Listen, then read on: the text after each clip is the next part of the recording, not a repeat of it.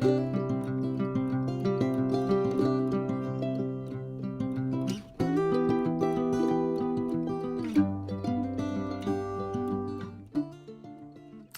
everybody, day 3, but the first day of walking.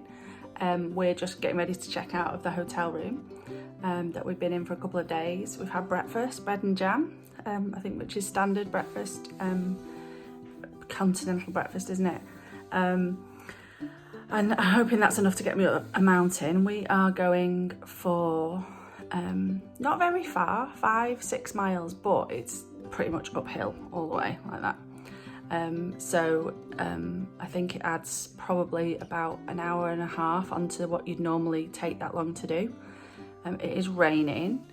Fortunately, it's not it's not bouncing down, I don't think, and hopefully the rain's going to lessen off as we get up the hill. And it'd be amazing if it was dry by the time we get there. We can sit outside and see the view. The reason that we're only doing that amount of distance today is because basically go over the Pyrenees and back down again is the first stage, or general stage that people do, but it's a lot of distance, it's carrying weight, it's a big hill. We just thought there's just no point killing ourselves. We've obviously very lucky in that we've got 52 days to do this journey, whereas a lot of people try and do it in 31, 32 days, something like that. So we've got the luxury of taking extra rest days here and there and splitting days up if we want to.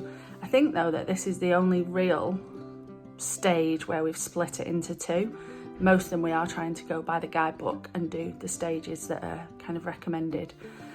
But we have got that flexibility to say, no, let's take some time and have a rest day here, or if we've got a day that's too long, we're able to split it up.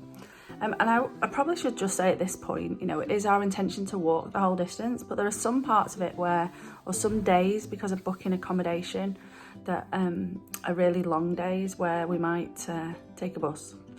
So I'll let you know if we do. Or we've also thought about the possibility of, if we develop an injury, and I am quite prone to developing injuries in my legs, I might get a bike for a few days and cycle some stages. So time will tell. I think the thing about the Camino, and it's the thing that's different for me, is that I like to do everything by the book, as most of you know, who know me. And so the idea of being flexible and doing what my body needs is something that is a bit alien to me. So maybe we'll learn that on the Camino. So I will speak to you again when we get there, and let you know what we've done. Have a great day.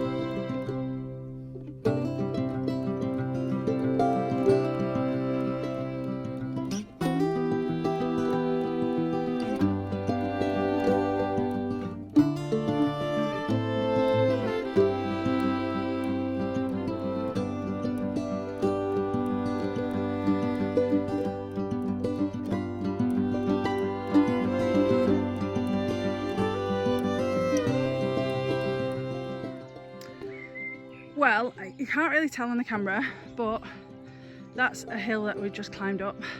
It was pretty steep, if I'm honest, but we're keeping going. We've still got another hill up there, ominously behind the bend to go.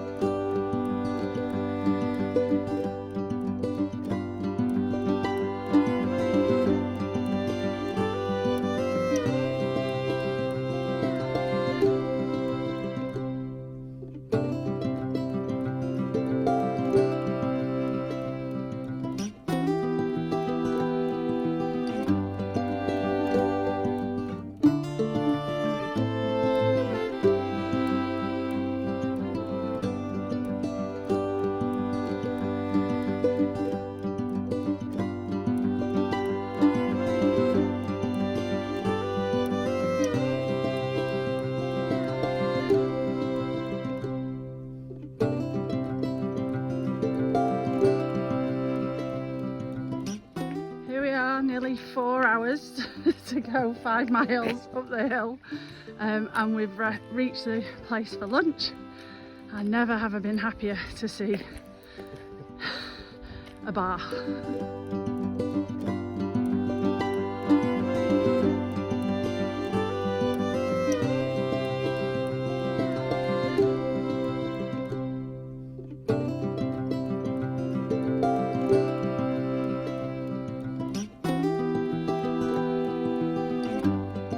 Just as well there's an arrow here, folks, because we cannot actually see anything.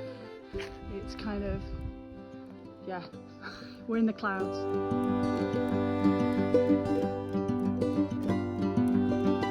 So guys, we picked a really brand new albergue called Border. It's a Camino, a pilgrim who has opened it a couple of years ago, and we're super lucky because look how beautiful it is.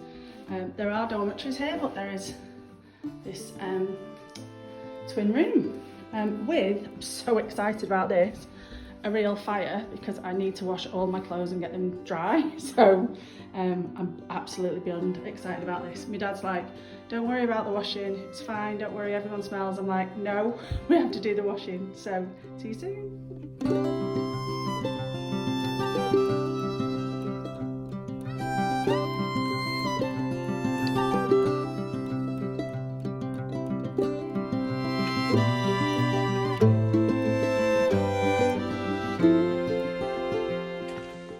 Good evening, everybody. It's 9 o'clock. My hair's a complete mess. This is why I cut it all off, you see. So, because I can't carry shampoo and conditioner and shower gel, so one's gonna have to do for all three.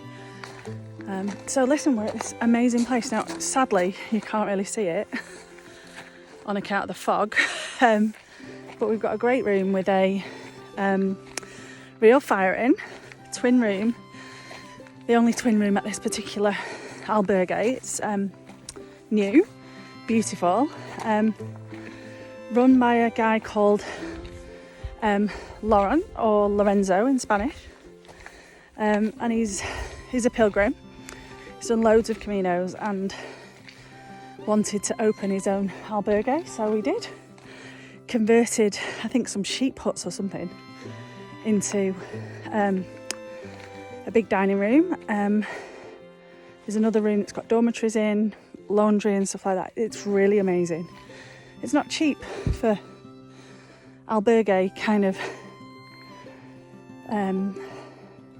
prices. So it's €50 each for bed, breakfast and evening meal. But it was amazing. The dinner was lovely.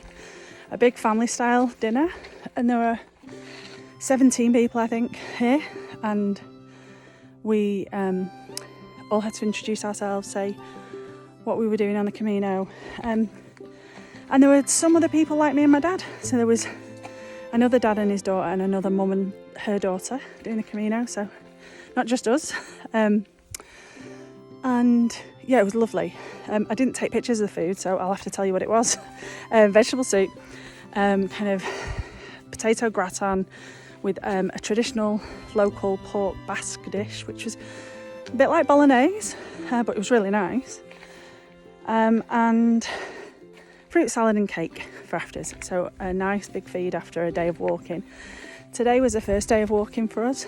It was hard. I will post on the video and on the page my elevation and heart rate and things. You'll see when you look at my speed chart that we stopped every kind of 60 paces because it was so steep to get up. So it took us over 4 hours to do 5.7 miles. So yeah, a long old day.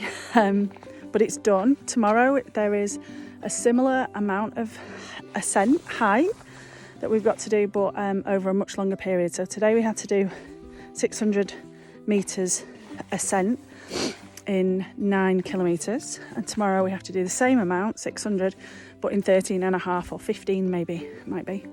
So not as steep, which I'm super excited about. Also, I did my washing because there's a real fire in the thing. Here's those of you not familiar with the Camino, basically, you know, you carry as little as you possibly can. So you take 2-3 days max clothes.